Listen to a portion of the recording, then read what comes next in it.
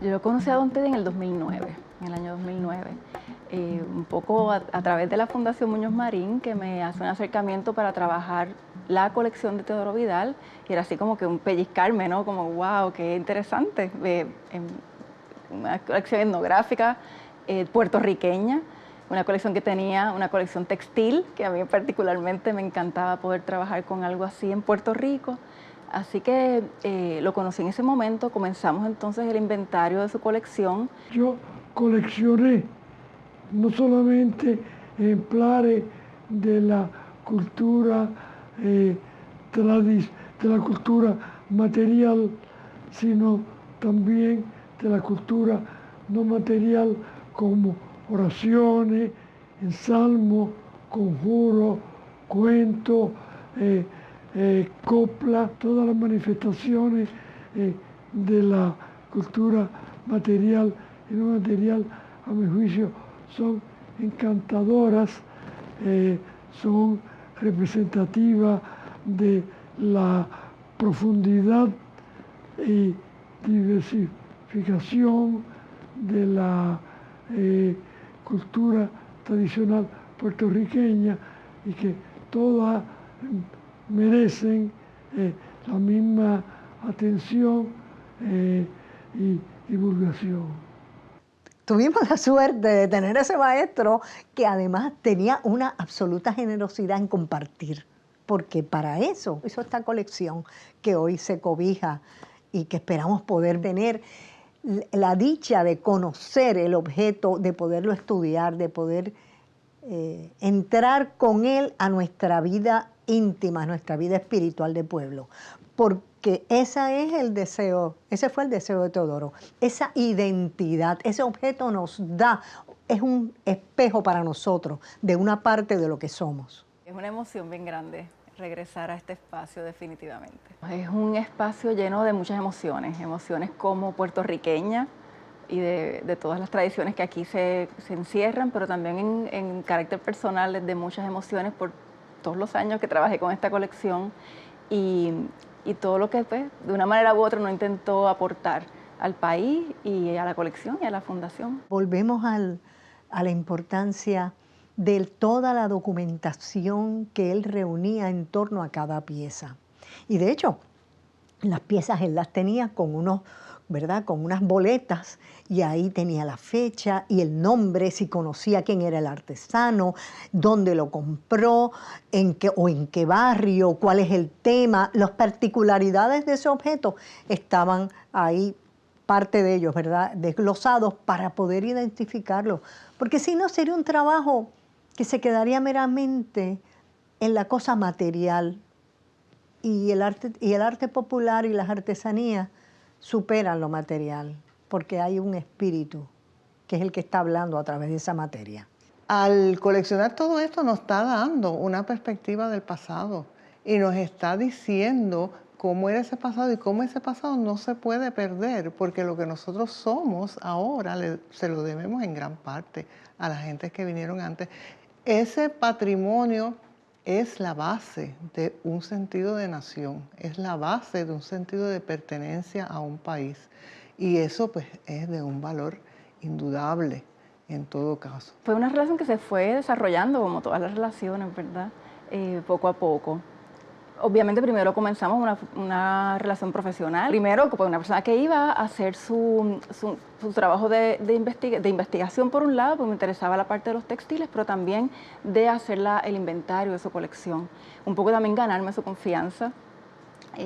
Y creo que poco a poco me la fui ganando bastante bien, hasta como sabes, ¿verdad? Ya al final pues ya yo lo veía como un gran amigo, como este gran abuelo, de una forma muy personal, pero también como este gran investigador, como esta gran persona a quien admirar, y como yo siempre decía, yo quiero ser como don Teodoro cuando sea grande.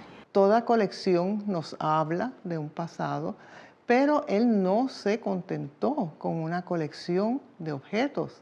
ni siquiera de objetos tan importantes como imaginería religiosa, lienzos, óleos, etcétera, sino que él quiso darle una proyección mayor aún a su colección. Y esa proyección estuvo en la investigación asidua de los orígenes de esas piezas, del contexto en que se hicieron, de para qué servían, de el valor relativo entre unas y otras, las comparaciones entre unas y otras, y eso le da una dimensión muy, muy especial y única a don Teodoro Vidal y sus colecciones. Porque no nos inventamos la rueda, pero le dimos un sabor especial a esa rueda, que es el sabor de lo puertorriqueño. Y cuando uno escudriña en el objeto, y ese objeto tiene la huella de un ser humano, y ese ser humano pertenece a una sociedad. Y esa es la sociedad de la que está hablándonos Teodoro, de unas costumbres, de unas tradiciones, de una forma de sentir y de ser, que se manifiesta de muchas formas y que muchas de esas formas permanecen. Algunas han cambiado, algunas cosas han dejado ya de existir, porque esa es parte del desarrollo de la vida y de las sociedades, pero sabemos cómo las hicieron, sabemos qué significado tuvieron en un momento dado. Y no importaba de qué material fueran. Cuando uno encuentra esos objetos, primero conoces la naturaleza de la persona que la hizo, el ingenio para buscar la materia propicia para poder hacer tal cosa. Por ejemplo, como un abanico de Carey, ¿verdad? O un bastón de Carey, o un bastón de barba de ballena, o de espinazo de tiburón. Uno dice, pero ¿cómo es posible? Pues eso lo hacían los hombres y mujeres, sobre todo los hombres en los talleres, porque se producían objetos que eran necesarios para la vida. Y eso es parte de ese arte popular. Yo decía que él tenía una casa mágica porque era una casa que no era muy grande, pero estuvimos casi 8 años trabajando con ese inventario de la colección, así que seguían saliendo objetos de todos sitios. Por lo general, ¿verdad? Llegábamos, habían piezas que sabíamos que nos tocaba inventariar para el próximo día, siempre había un anaquel lleno de los objetos que teníamos que inventariar, pero había una mesa al centro de su sala, y en esa mesa era donde aparecían, como yo le decía, por arte de magia, en mi casa no aparecen esas cosas, pero en la casa de don Teodoro aparecían objetos nuevos. Así que cada día que llegábamos a trabajar, en algunos momentos íbamos 3 días en semana, otros momentos 2 días en semana, esa mesa estaba llena de objetos a inventariar. Por lo tanto, él era un coleccionista activo. No solamente coleccionó piezas antiguas, sino también él seguía coleccionando piezas muy contemporáneas. Un poco por eso yo digo que en su colección se ven como una exhibición que hicimos, que era la transición de las tradiciones en Puerto Rico. Se puede ver bien claramente en su colección, y justo porque él no dejó de coleccionar. Aún con los artesanos más contemporáneos, él también siguió adquiriendo. El otro aspecto importante de Teddy, porque hay coleccionistas, pero yo creo que lo importante es el conocimiento que él tenía y la documentación que había detrás de todo lo que él coleccionaba. O sea, yo creo que a veces hasta más importante que los objetos es toda la información que él recopiló de las tradiciones, de lo oral, lo escrito. Este depósito realmente lo veníamos hablando con don Teodoro casi desde que llegamos a trabajar con la colección. Era un sueño, tanto de Teodoro como mío y de la Fundación también, de que se creara un espacio que pudiéramos recibir todos estos objetos y que fuera un espacio digno para recibir una colección tan importante como es la colección de artes y tradiciones puertorriqueñas de Teodoro Vidal. Así que la idea comenzó mucho antes de yo llegar, pero entonces le fuimos dando una forma más concreta. Empezamos a ver que en efecto había unos fondos disponibles, empezamos entonces a ver qué tipo de colección teníamos, empezamos a tratar de contabilizar, sin haber terminado el inventario, cuántos objetos realmente iban a completar la colección, así como tirando números un poco al azar, pero muy, muy concretos, ¿no? Sabiendo que esta colección iba a crecer y que siempre los almacenes son almacenes que se quedan siempre pequeños para las colecciones. Teodoro nos sacaba las piezas, nos quedábamos todos, pero que esto se hizo aquí, pero pero este objeto de plata y este de oro y esto de carey y aquello de hueso. Para nosotros las cosas de las artesanías eran pues unas hamacas, unas maracas, unos instrumentos, lo que conocía la gente en términos generales, los santos. Pero cuando veíamos aquellos santos que tenía Teodoro del siglo XVIII, de todos tamaños, porque estaba el santo pequeño para la devoción hogareña, pero estaba el santo también para la ermita o para la capilla, etc. O sea, fue un descubrimiento para nosotros. Nosotros fuimos discípulos de Teodoro. Yo diría que estamos cerca de los 3.000 objetos que tenemos aquí, posible que sea más que eso. El hecho de que esté en la fundación es parte de toda el concepto de cultura de don Luis Muñoz Marín y de doña Inés Mendoza, esa afirmación de las cosas que nos distinguen y de la vida sencilla. Eso está sobre todo marcado en su vida, en su modo de pensar. Me gustaría citar unas palabras de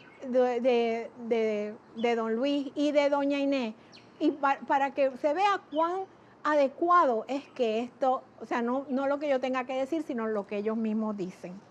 Una cita de don Luis Muñoz Marín.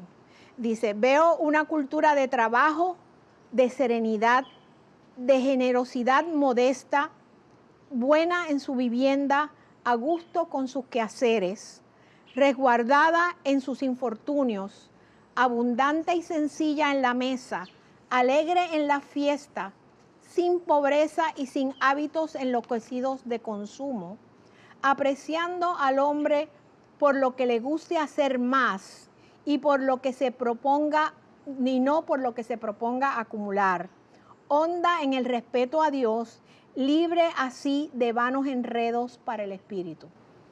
A mí me parece que no hay una manera más hermosa de hablar y de escribir la colección de objetos, la investigación de don Teodoro Vidal.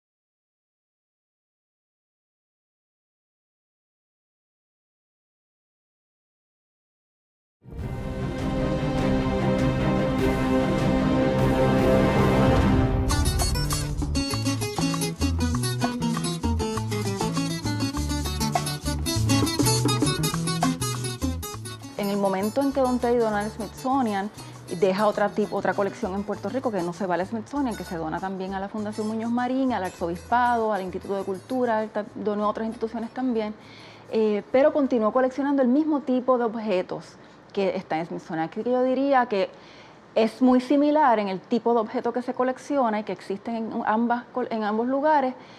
Lo que tal vez sea diferente, ¿verdad?, son los temas, ¿verdad? Obviamente de los campeches, pues hay uno solo que está en Smithsonian y hay uno solo de los que están acá. Así que en ese sentido, pues son completamente complementarias y yo diría que no hay diferencia entre una y la otra.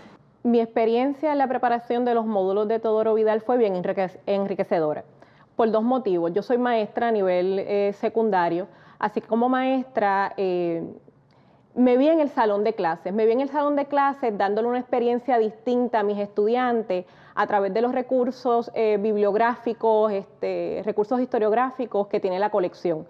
Como historiadora, pues para mí se abría un mundo fascinante, porque cada objeto de la colección de Teodoro Vidal tiene una historia que contar. Cada objeto pertenece a nuestra historia, cada objeto tiene un pedacito de lo que somos nosotros los puertorriqueños. El objetivo de todos los módulos es enfrentar al estudiante a la investigación con fuentes primarias y fuentes secundarias. Los módulos tienen una filosofía de integración curricular. Integramos con los cursos de historia, con los cursos de ciencias sociales y con los cursos de español. Allí el maestro podrá encontrar diferentes estrategias para poder utilizar de forma didáctica y pedagógica los elementos que existen en la colección. Gracias a su labor, gracias a su interés, gracias a su empeño y su dedicación, muchos de los recursos que están actualmente en la colección se hubiesen perdido. Su labor es importante para nosotros, es importante para el quehacer histórico, es importante para nuestro devenir histórico. Por ejemplo, muchos de los objetos que vamos a encontrar en la colección nos hablan sobre la religiosidad popular, algo que de otra manera se hubiese perdido, y don Teddy los rescató para nosotros. Otra de las cosas que se puede encontrar es la calidad de historia oral que se encuentran en estos objetos, que nuevamente de otra manera esto se hubiese perdido. Yo creo que la labor que hizo Teddy es una labor encomiable, es una labor que tenemos que estudiar.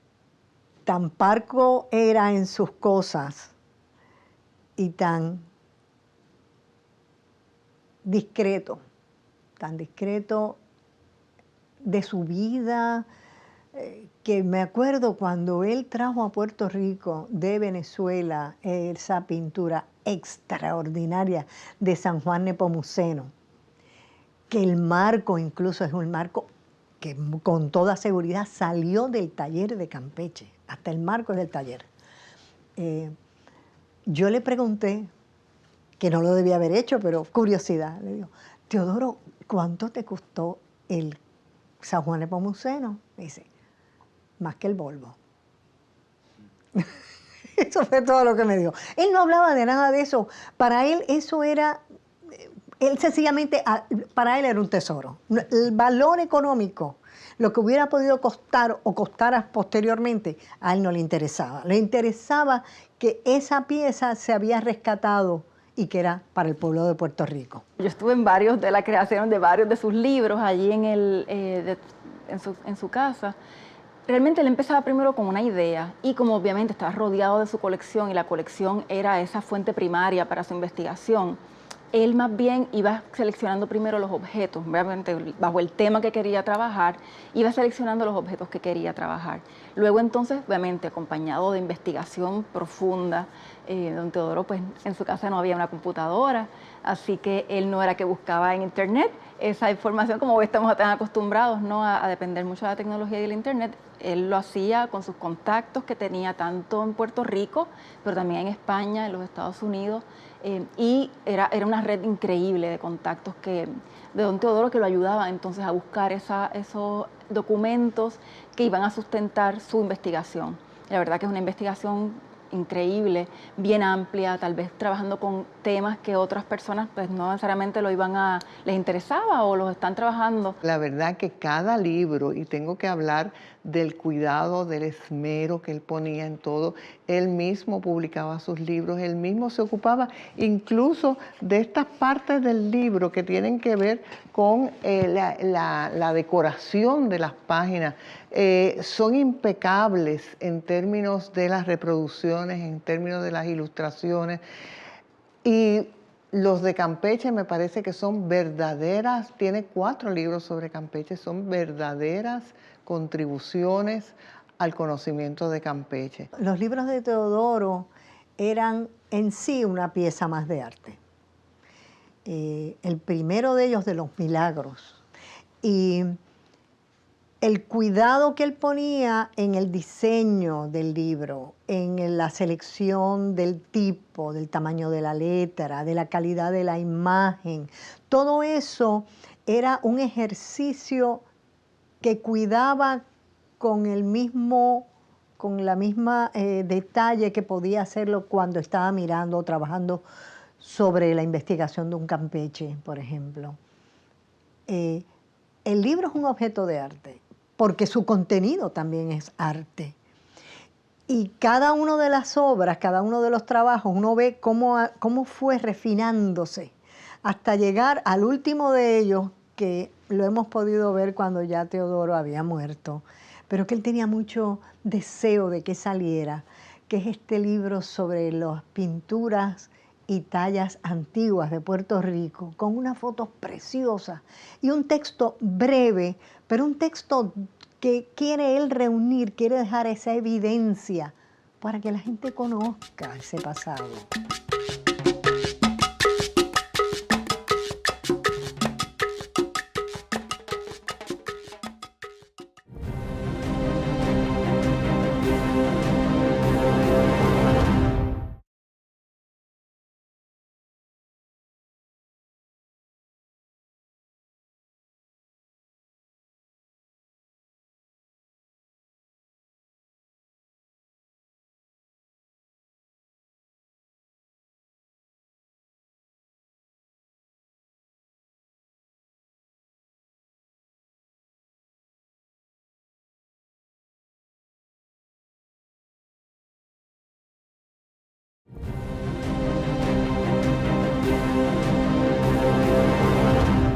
Siempre recuerdo que el primer libro que yo vi crearse allí fue el de el control de la naturaleza por medio de la palabra.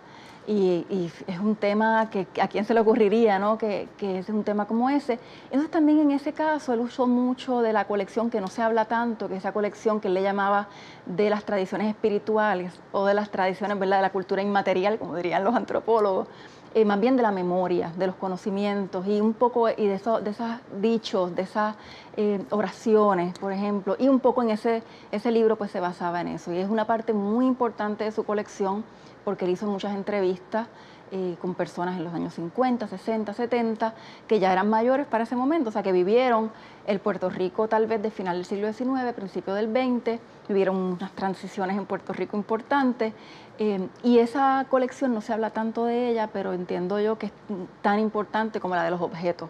De noche, como a las 9 de la noche, se oía ese boleteo por arriba de la casa. Y se decía que era una vieja que era vecina de nosotros, que volaba. Los libros que son un poco más sencillos sobre las tradiciones, sobre los refranes, sobre incluso las medicinas tradicionales de la gente, pues esos son más sencillos y son valiosísimos también, porque fuera de un norteamericano que a principios del siglo XX, John Alden Mason, que vino y recopiló refranes y recopiló tradiciones y cuentos folclóricos, y de don Ricardo Alegría, que también recopiló cuentos folclóricos, fuera de esas dos personas que yo sepa, no ha habido otra como don Teodoro Vidal para tener esa amplitud de reconocimiento de lo valioso en el folclore y en las tradiciones populares. Sí, don Teddy nunca acababa realmente, él seguía editando y le llegaban los borradores, ¿verdad? Los mandaba, y al final muchas de las compañeras que trabajaban en los inventarios pues también lo ayudaban en la parte de la escritura, él nos los daba a manuscrito y tenía que pasar, ¿verdad? Pues lo ayudamos mucho también en ese proceso, pasábamos a la computadora y luego entonces pues él se sentaba con nosotros, había que imprimirle muchas veces el borrador y hacía muchos cambios a los borradores, pero era un proceso, no sé cómo te diría, un proceso muy, muy activo. Y realmente ya cuando al final a veces había que decir lo que don te di, ya, o sea, ya vamos a parar como le pasa a todos los investigadores, no sabemos cuándo parar. Es difícil decir cuál me gustó. Los de Campeche me parecen excepcionales. Me conmueve profundamente este último libro, que es un libro póstumo que se titula Pinturas y Esculturas Puertorriqueñas Antiguas y que en cierto sentido yo lo veo como un testamento que amplía el alcance del arte puertorriqueño por 200 años. Porque si bien es cierto que el mural de San Telmo, que es la primera pintura conocida que se hizo en Puerto Rico y que data del 1540, y es muchísimo decir, si pensamos, por ejemplo, que los peregrinos no llegaron a Norteamérica hasta el siglo XVII, es muchísimo decir que aquí hubiera una iglesia donde hubiera un mural tan extraordinario como el de San Telmo, patrono de los navegantes. No es solo, porque ese mural era conocido ya, no es solo que él fije el inicio del arte puertorriqueño en el 1540, sino que en este libro él da fe de la continuidad de una práctica artística popular. O sea, no es que a alguien se le ocurrió hacer el mural de San Telmo y bueno, pues después apareció Campeche, no. Durante esos 2 siglos que van desde 1540 hasta finales del siglo XVIII, cuando Campeche empieza a pintar, en esos 2 siglos había muchísima obra y él la documenta aquí. Eso me parece extraordinariamente valioso, que él haya tenido la visión, porque el arte de un país no se hace por una obra ni por 2, sino por una práctica asidua, en este caso de imaginería y pintura de carácter mayormente popular, aunque aquí también hay óleo, un óleo, por ejemplo, el de Manuel García, es el único que tiene autor conocido. La mayor parte de los otros óleos, incluyendo el de Nuestra Señora de la Valvanera, que está en Coamo, incluyendo el de Nuestra Señora de Monserrate, que está en Hormigueros, todos esos óleos son de autores desconocidos, son anónimos. Y también las tallas de santos y las otras tallas que no son exactamente de santos. Aquí hay una bellísima de la Dolorosa, que recuerda mucho la imaginería barroca española. Me parece extraordinario.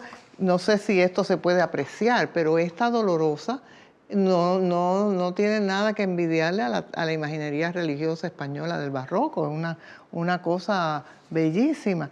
Me ha emocionado a mí que después de su muerte nos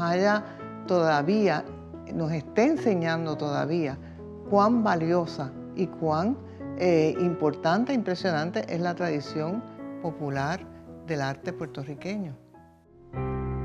Yo creo que mientras más se estudian y analizan estos aspectos de la cultura, más se quiere al país, y que mientras más se quiera al país, mejor se le puede servir.